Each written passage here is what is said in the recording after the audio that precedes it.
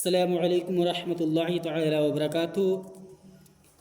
حضرات، 9 باتیں جن سے اللہ تبارک و تعالی سخت ناراض ہوتا ہے، یعنی کہ سخت ناراض ہوتا ہے۔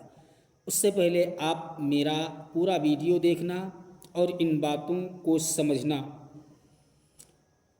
اور اس ویڈیو کو زیادہ سے زیادہ لوگوں تک شیئر کرنا، اپنے اعزاء قربا رشتہ دار، اپنے بھائی، یعنی لوگوں تک، اپنے دوست احباب تک زیادہ سے زیادہ اسے شیئر کرنا، کیونکہ اس سے یہ ہوتا ہے کہ یہ جو مہینہ رمضان المبارک کا آ رہا ہے 2-3 دن میں، تو اللہ تبارک و تعالیٰ کو راضی کرنے کا مہینہ ہے، رحمتیں لوٹنے کا مہینہ ہے، مغفرت کا مہینہ ہے، بخشش کا مہینہ ہے۔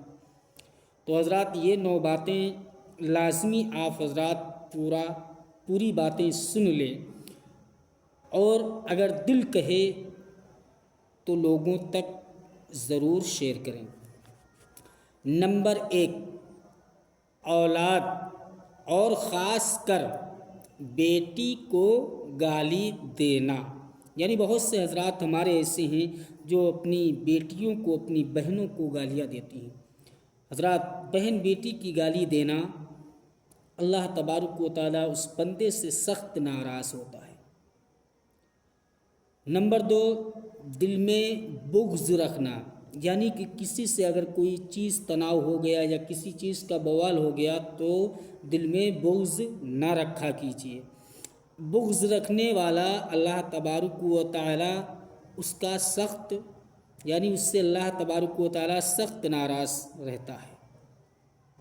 نمبر 3، مہمان کو دیکھ کر منہ بنانا، یعنی مہمان دروازے کے اوپر آ جائے، اس کا استقبال کے بجائے اسے دیکھ کر کے منہ بنا لینا، یا پریشان سے ہو جانا، یا اسے دل میں یہ سوچنا کہ یہ کتنی جلدی میرے گھر سے چلا جائے، میرا خرچہ نہ ہونے پائے۔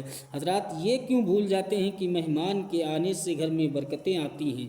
اللہ تبارک و تعالیٰ اسی کی وسیلے سے آپ کو اس دن کا رزق عطا فرماتا ہے۔ تو حضرات، یہ نمبر 3 کی جو بات تھی، مہمان کو دیکھ کر منہ بنانا۔ اور نمبر 4، اذان کے وقت کام میں مصروف رہنا، یعنی اذان ہو رہی ہے اور تم کام میں مشغول ہو، کام کر رہے ہو، جو باتیں کر رہے ہو، جو چیز کر رہے ہو، گانا وغیرہ سن رہے ہو تو سن رہے ہو۔ تو حضرات، ایسے بندوں سے اللہ تبارک و تعالیٰ سخت ناراض رہتا ہے۔ نمبر 5، ماں باپ کی عقل کو، یعنی کہ ماں باپ کی عقل کو کسانا، یعنی کہ ان کو کوسنا اور کہنا کہ تم بد دماغ ہو گئے ہو، تمہارا دماغ نہیں چلتا ہے، یا تم ایسے ہو یا ویسے ہو۔ ان کو کوسنا، ہر وقت ان کو کوسنا، ان کی عقل کو تم کوسنا، ان کے اوپر تم غصہ گرمی کرنا۔ اللہ تبارک و تعالیٰ ایسے بندے سے سخت ناراض رہتا ہے۔ نمبر 6، نماز کے بعد دعا نہ مانگنا، یعنی آپ نے نماز کو ادا کر لیا، اللہ کی عبادت کر لی، اس کے بعد آپ اللہ رب العزت کی بارگاہ میں ہاتھ پھیلا کر کے دعا نہ کرنا، یعنی دعا نہ مانگنا۔ اللہ تعالیٰ اس بندے سے سخت ناراض رہتا ہے۔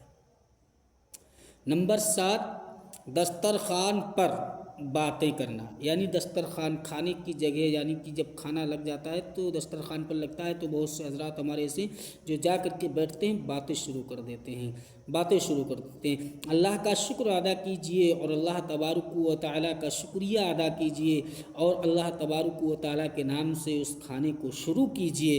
اللہ تبارک و تعالیٰ اس سے ہم لوگوں سے راضی ہوگا۔ اور اگر دسترخوان پر باتیں کرو گے، اصول فضول باتیں کرو گے، دنیا کی کسی کی بغض، یعنی کہ کسی کی چغل خوری، کسی کو کچھ کہنا، یہ سب دسترخوان پر بیٹھ کر کے تم لوگ جو کرتے ہو، اس سے اللہ تبارک و تعالیٰ ناراض رہتا ہے۔ نمبر 8، کھڑے ہو کر کے، یعنی کہ کھڑے ہو کر کے پانی پینا، یعنی جو حضرات کھڑے ہو کر کے پانی پیتے ہیں اس سے اللہ تبارک و تعالیٰ سخت ناراض رہتا ہے۔ بیٹھ کر کے پانی پینا، 3 سانسوں میں پانی پینا، یہ میرے نبی کی سنت ہے۔ اور اگر کھڑے ہو کر کے تم نے پانی پیا تو اللہ تعالیٰ تم سے سخت ناراض ہوگا۔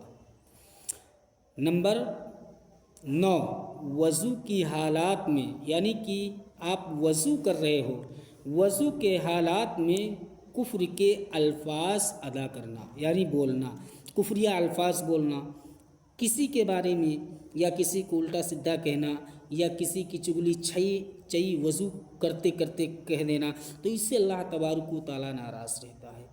اللہ پاک ہم سب کو ان باتوں پر عمل کرنے کی توفیق عطا فرمائے۔